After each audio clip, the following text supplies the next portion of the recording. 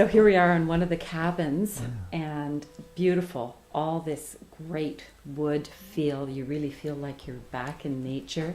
And tell us about the cabin. What type of accommodation do we have And here? it's so quiet out here. I mean, we're on the north end of the island. There's no traffic. I mean, maybe one car every hour comes by, and we don't hear anything but the crickets. So it's a nice. And the frogs. And at the this time frogs, of year. the frogs, It's very nice. Romantic. Isn't it? So these are our two-person jacuzzi tubs that are fed with the salt springs. Just having a bath will get you all of the minerals. And so having a bath every day is like remineralizing the body, which can be helpful for any conditions from arthritis to psoriasis, eczema. And we've had lots of testimonials from clients who just having the bath on its own has been healing for them. It's a pleasure to have you here as well. Thank you. And about the spa, we have a wide range of people who come to Salt Springs for lots of different reasons. So a lot of them are coming to Salt Spring just to relax and just to get away. And so they just stay in one of the cabins and just enjoy the salt springs, the mineral water that's pumped into all of the baths. And that itself, I mean, it's been used, even by the ancients who came to Salt Spring, all of the Aboriginals who came here to bathe in the salt springs themselves. So the mineral water itself has its therapeutic properties beyond anything else that we do.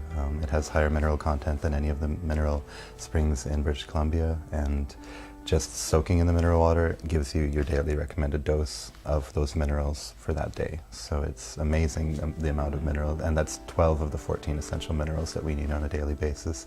So that in itself is quite therapeutic and doesn't even involve much more than staying in the accommodation.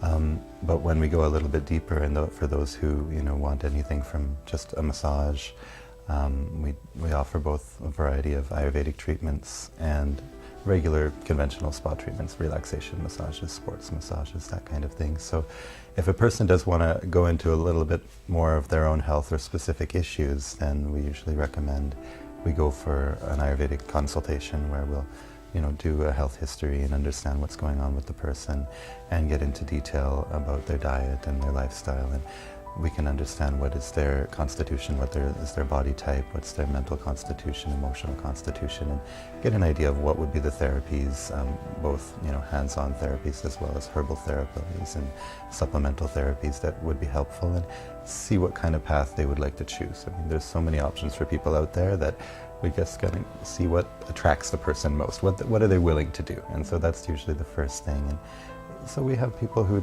simply come for a massage and a bath, or come for a facial and want some beauty treatments, all the way to people who want to come for a weight loss retreat or a detoxification retreat, a panchakarma retreat, where we provide meals and do the whole detox herbals daily and go through all of the cleansing procedures used in panchakarma. So it's really tailored to pretty much exactly what the person's health concerns might be, and we can go from short-term relaxation to long-term results for rejuvenation and detoxification. So we talk about Ayurvedic. You obviously are very familiar with it. You've studied in India. Tell me just in a few paragraphs, what is Ayurvedic? So Ayurveda literally means the science of life. Veda means life. Ayur means life. Veda means science. And so essentially, Ayurveda encompasses every facet of life that you could think of. In Ayurvedic medicine, on the medicine side of things, we talk about the main 8 branches of medicine. And so everything that's encompassed in modern medicine is encompassed in Ayurveda. In India, it's practiced as their main system of medicine. 80% of the population uses it, which is a large percentage of the planet's population. Yes. So we know that it's been around for a long time, it's well tested, and it works. Over 5,000 years as far as we know. It's a really long, it's the oldest system that we know of. And its history dates back along with the evolution of Chinese medicine or Ayurvedic medicine into Chinese medicine with the element theory. And essentially, the qualifying factor of Ayurveda is that it's a holistic science that looks at the individual rather than the disease pathology method where we look just at the disease in the individual. Here we're looking at the entire individual and their individual makeup. So if a person has a predominance of a certain element, whether it's earth, air, fire, water, or space, depending on what the predominance of the element is, we can get an idea of, is there an increase of that element in a certain area of the body, or is there a decrease, or is there a deficiency?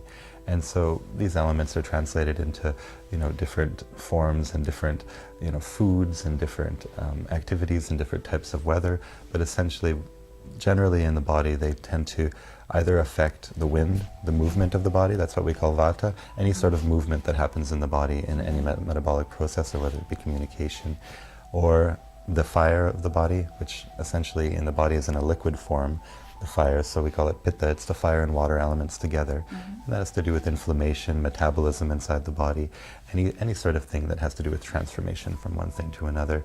Or if it has to do with kapha, the water and earth elements, so mucus, protection, cohesion, anything that's essentially going to be protecting the body or providing support and some sort of structure to it. And so from those three main factors, we can get an idea, okay, what is the predominance of the person's constitution? What are they made up of? What is their natural balance? And then also, what elements are out of balance, what are increased and what are decreased, so we can know what foods we can use to counteract that. So we use opposites to, if we have too much fire, we're going to use some cooling methods. If we have too much cold, we're going to do something warm. It's usually pretty straightforward. So each person has their own balance. It's not a general balance that we're all trying to have equal measures of out of it and No, and kapha. it's not possible. So whereas I might be like a vata 2, pitta 2, kapha 1, somebody else might be kapha 2, pitta 3, kapha 4. Are these tests that you do here? Are there questions that you can find out? And can you just tell by looking at somebody?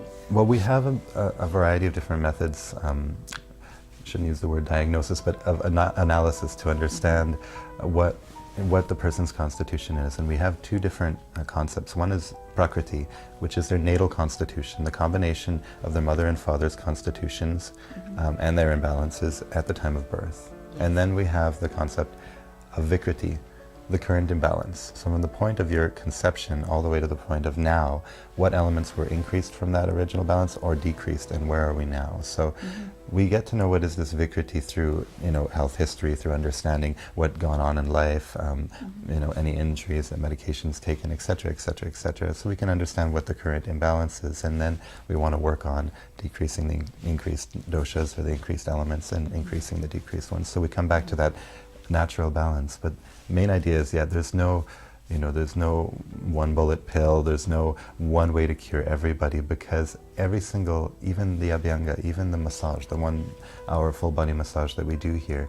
if the person is predominantly a fire element constitution, we will do a different massage sequence than we would do for a vata constitution, because the energy channels need to be moved in a certain different way. So we look into the nadis, we look into the energy channels of the body as well as the physical channels, the shrotas, and understand, okay, well, if they tend to have, say, an accumulation of mucus and they're more of a kapha body type, then we want to bring all of that excess mucus back to the lymphatic system and into the digestive tract. So the massage is going to be towards the digestive tract. Whereas if they're more vata and more wind and they're all over the place and scattered, we're not going to massage up to the head. We're going to massage from the head down towards the feet, kind of away and with the hair grains. So everything is really geared towards that specific constitutional. This is truly a healing art. It's true.